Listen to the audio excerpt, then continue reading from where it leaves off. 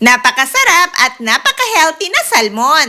So ito po guys ay matagal ko nang niluto. That time po ay nagigisa pa po ako sa oil ng mga ingredients. So ginisa ko po sa mantika yung sibuyas at yung mga tangkay ng celery, kamatis at leek. Then sinunod ko pong ilagay dito yung mga salmon na isda. At nag-add naman po ako dito ng asin at garlic powder at canela din po.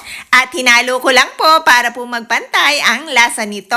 Then nag-add po ako dito ng water at yung mga dahon ng celery and then 2 sili. Hinayaan ko lang po itong kumulo hanggang po maluto ang mga isda at ang iba pang mga ingredients. Ang salmon po ay hindi lang masarap at napaka-healthy pa po nito sa katawan. Lalo na po kung ito ay hindi ko ginisa sa mantika dahil po meron din pong mga kasamang gulay na lalong nagpa-healthy dito. Pero dahil nga po matagal na ang videong ito, kaya naman po nagigisa pa po ako that time. So guys, kung hindi mo pa po na-try ang salmon na isda, itry mo na po dahil po talagang napakalinamnam ng salmon na isda at napakalambot din po niyan at talaga pong napakasarap kahit ano pong luto ang gawin mo dyan at bukod nga po doon ay healthy pa. So guys, always remember, eat enough and nutritious food to always be in good health.